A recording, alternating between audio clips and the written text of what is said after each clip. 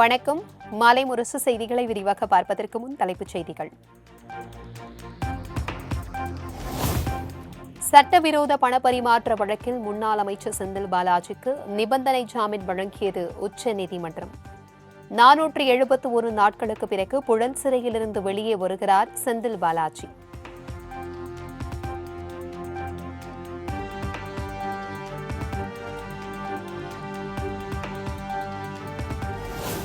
செந்தில் பாலாஜி வெளிநாடு செல்லக்கூடாது என்ற நிபந்தனையுடன் உச்ச நீதிமன்றம் ஜாமீன். வாரந்தோறும் திங்கள் மற்றும் வெள்ளிக்கிழமைகளில் அமலாக்கத்துறை அலுவலகத்தில் கையெழுத்திட வேண்டும் எனவும் நிபந்தனை.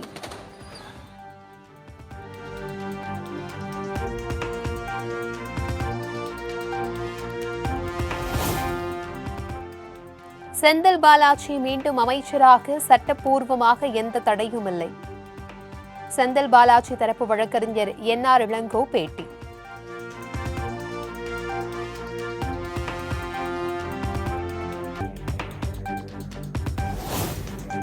இன்று மாலை அல்லது நாளை காலை புழல் சிறையிலிருந்து செந்தில் பாலாஜி வெளியே வருவார். திமுக வழக்கறிஞர் என்.ஆர். இளங்கோ தகவல்.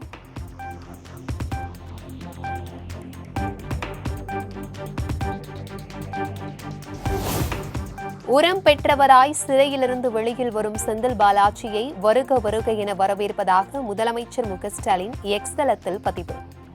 எமர்ஜென்சி காலத்தில் கூட இவ்வளவு நாட்கள் சிறை வாழ்க்கை கிடையாது என கருத்து.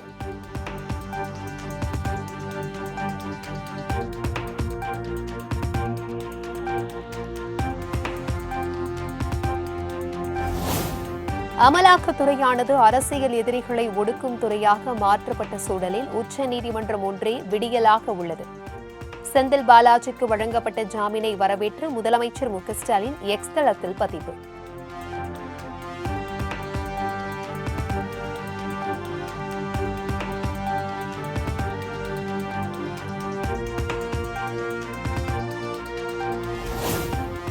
புலனாய்வு அமைப்புகளை மத்திய அரசு ஆயுதமாக பயன்படுத்தக்கூடாது என்பதற்கு உச்சநீதிமன்ற தீர்ப்பு சம்மட்டி அடியாக விழுந்தது.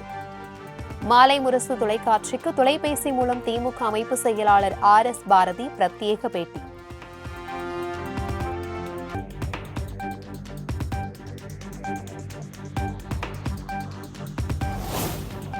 செந்தில் பாலாஜி வழக்கில் என்ன முகாந்திரம் இருந்தது என்பதே தெரியவில்லை என திமுக செய்தி தொடர்பாளர் குழு தலைவர் T.K.S. இளங்கோவன் குற்றச்சாட்டு. மத்திய அரசு திட்டமிட்டு புலனாய்வு அமைப்புகளை எதிர்க்கட்சிகள் மீது ஏவி விடுவதாகவும் விமர்சனம். கீழே உள்ள துறைகளை எதிர்க்கட்சிகளின் மீது தவறாக பயன்படுத்துகிறது என்ற குற்றச்சாட்டு நிரூபணமாக வகையிலே இது அமைந்திருக்கிறது. சாதாரணமாகவே சொல்வார்கள், பாஜக என்பது ஒரு வாஷிங் மிஷின் போல என்று சொல்வார்கள்.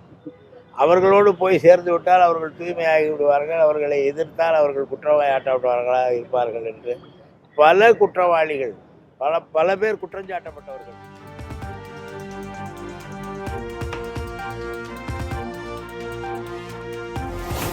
செந்தில் பாலாஜிக்கு மீண்டும் அமைச்சர் பதவி வழங்குவது தொடர்பாக முதலமைச்சர் தான் முடிவெடுப்பார். புதுக்கோட்டையில் சட்டத்துறை அமைச்சர் ரகுபதி பேட்டி.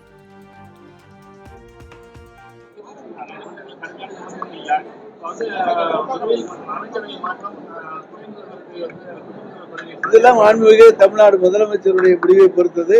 அதை பற்றி கருத்து சொல்வதற்கு எங்கள் யாருக்கும் உரிமை கிடையாது.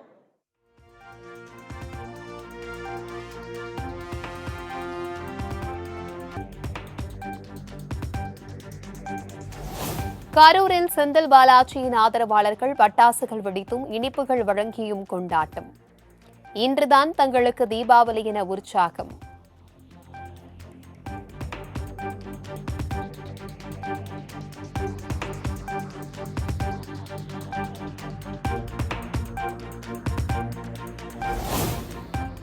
குத்தகை ரத்து விவகாரம் தொடர்பாக சென்னை ரேஸ் கிளப் நிர்வாகத்துடன் பேச்சுவார்த்தை நடத்தி வருவதாக தமிழக அரசு தகவல்.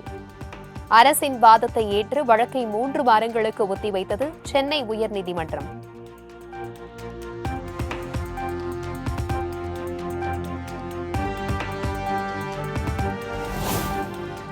தொழில்துறை அமைச்சர் TRB ராஜாவின் அறிக்கை தங்கமாக இல்லை, பித்தளையில் தங்கம் மூலம் பூசப்பட்டது போல உள்ளது. சட்டமன்ற எதிர்க்கட்சி துணைத் தலைவர் RP உதயகுமார் விமர்சனம். போகல நாங்க தங்கத்தை எதிர்பார்க்கிறோம். தமிழ்நாட்டு மக்கள் தங்கத்தை எதிர்பார்க்கிறாங்க. நீங்க பித்தளையை கொடுத்துட்டு இது தங்கம் போல இருக்குதுல்ல, கவுரிங்க கொடுத்துட்டு இது தங்கம் போல இருக்குதுல்ல பேசுறது எவ்வளவு முட்டாள்தனமானது. அது நாங்க என்ன கேட்கிறோம்னா வெள்ளை அறிக்கைக்குன்னு ஒரு ஃபார்மேட் இருக்கு.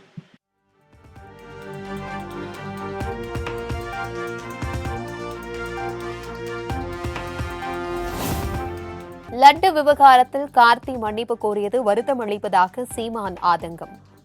லட்டு பிரச்சினைக்கு எல்லாம் சனாதனத்தை இழுப்பது மிகப்பெரிய உருட்டாக உள்ளது எனவும் விமர்சனம்.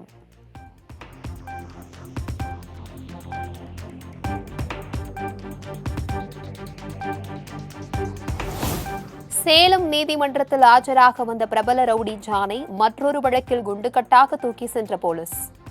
காவல்துறை நடவடிக்கைக்கு ஒத்துழைப்பு வழங்காததால் கைது செய்ததாக தகவல்.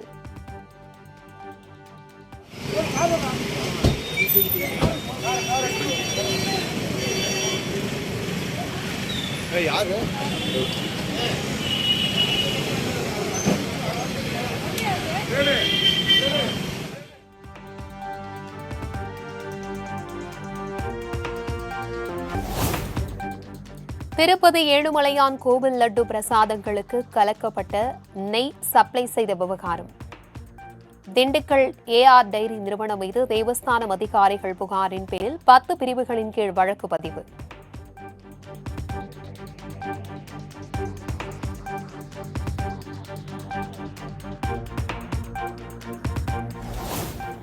சென்னையில் நள்ளிரவு பெய்த பேய் மழையால் கோயம்பேடு மெட்ரோ சாலையில் குளம் போல் தேங்கிய மழைநீர்.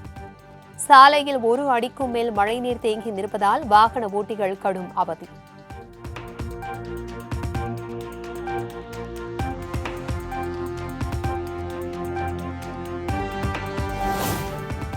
சென்னை அம்பத்தூர் வானகரத்தில் அதிகபட்சமாக 13 சென்டிமீட்டர் மழை பதிவு. மணலியில் 10 சென்டிமீட்டர், KK நகர், அண்ணா நகர், கத்திவாக்கத்தில் தலா 9 சென்டிமீட்டர் மழை பதிவானது.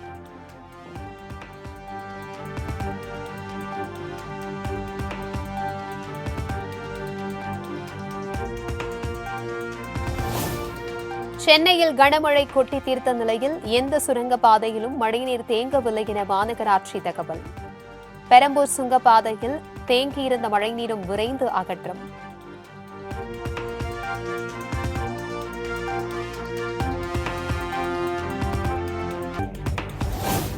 திருவள்ளூர் மாவட்டத்தில் நேற்று இரவு கனமழை கொட்டி தீர்த்தது. அதிகபட்சமாக ஆவடியில் 13 சென்டிமீட்டர், திருவாலங்காட்டில் 11 சென்டிமீட்டர், செங்குன்றத்தில் 8 சென்டிமீட்டர் மழை பதிவானது.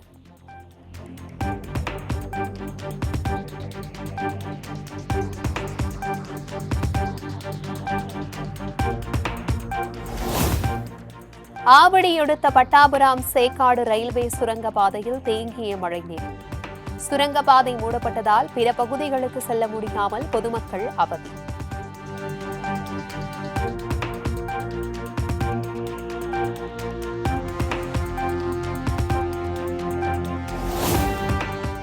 தேனி மாவட்டம் பெரியகுளத்தில் கோவிலுக்குள் சிறுமியை அழைத்து சென்று பாலியல் தொல்லை கொடுத்த பூசாரி போக்சோ சட்டத்தில் கைது. நீதிபதி உத்தரவின் பேரில் 15 நாட்கள் நீதிமன்ற காவலில் சிறையில் அடைப்பு.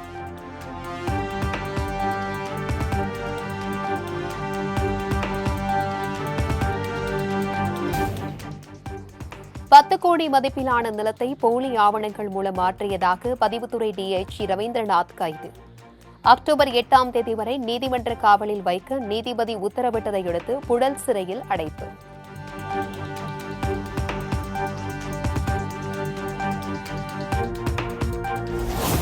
பரந்தூர் விமான நிலைய திட்டத்திற்கு கொள்கை அளவில் ஒப்புதல் பெறுவதற்கான விண்ணப்பம் சமர்ப்பிப்பு.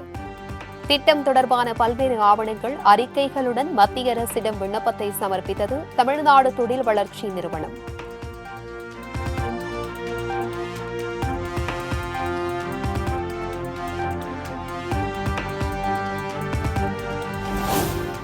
தமிழகத்தில் அக்டோபர் 6ஆம் தேதி RSS அமைப்பினர் பேரணி நடத்த காவல்துறை அனுமதி மறுப்பு.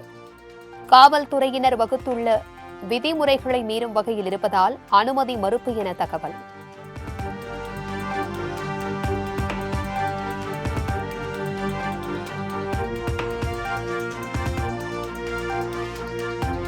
மதுரையில் தொடர் வெயிலின் காரணமாக தேங்காய் வரத்து குறைவால் விலை கடுமையாக உயர்வு. வரலாறு காணாத வகையில் முதல் முறையாக 1 கிலோ தேங்காய் 62 ரூபாய் முதல் 70 ரூபாய்க்கு விற்பனை.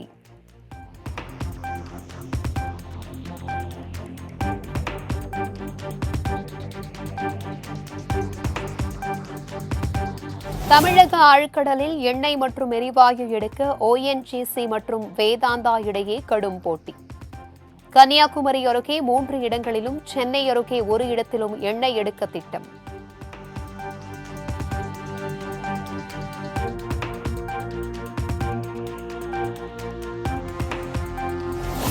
பென்சில், உடற்பயிற்சி புத்தகங்கள், கல்வி பொருட்கள் மீதான GST வரியை குறைக்க திட்டம். 12% 5% குறைக்க பேச்சுவார்த்தை நடைபெறுவதாக தகவல்.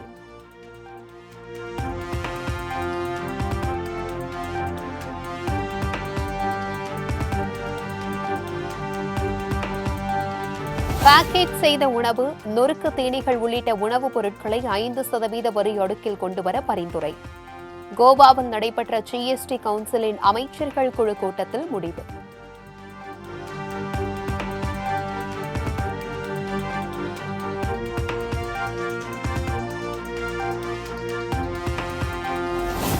காய்ச்சல் காரணமாக மருத்துவமனையில் அனுமதிக்கப்பட்ட புதுச்சேரி உள்துறை அமைச்சர் நமச்சிவாயத்திற்கு டெங்கு பாதிப்பு உறுதி.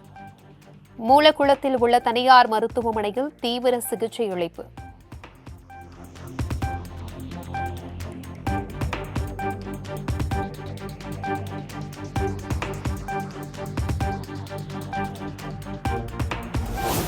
இந்தியாவின் உற்பத்தி துறை கடும் வீழ்ச்சியடைந்துள்ளதாக காங்கிரஸ் கட்சி தலைவர் மல்லிகார்ஜுன கார்கே குற்றச்சாட்டு. 10 ஆண்டுகால பாஜக ஆட்சியில் தொழில்துறை சந்தித்துள்ள சரிவை பட்டியலிட்டு விமர்சனம்.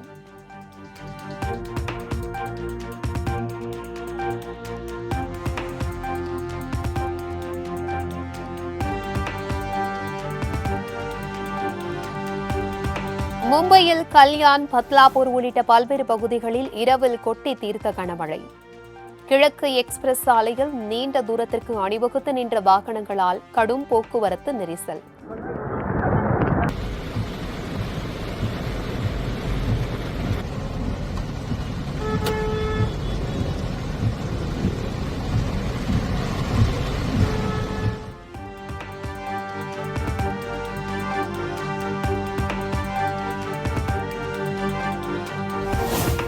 ரயில் விபத்துகளை தடுக்கும் கவாச் தொழில்நுட்பம் பரிசோதனை வெற்றி.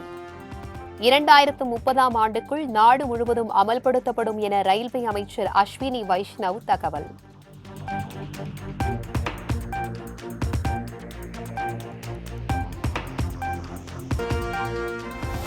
தர சோதனையில் பாராசிட்டமல் உள்ளிட்ட 53 முன்னணி மருந்து மற்றும் மாத்திரைகள் தோல்வி. மத்திய மருந்து தர கட்டுப்பாட்டு அமைப்பு வெளியிட்ட முடிவால் நோயாளிகள் அதிர்ச்சி.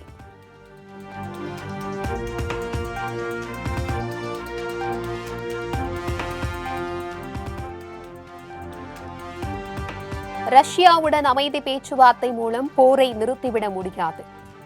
ஐநா பாதுகாப்பு கவுன்சில் மாநாட்டில் உக்ரைன் அதிபர் ஜெலன்ஸ்கி பேச்சு.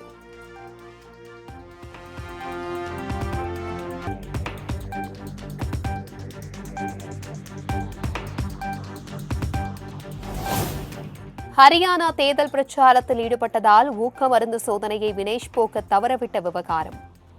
உரிய விளக்கம் அளிக்க தேசிய ஊக்க மருந்து தடுப்பு சோதனை மையம் நோட்டீஸ்.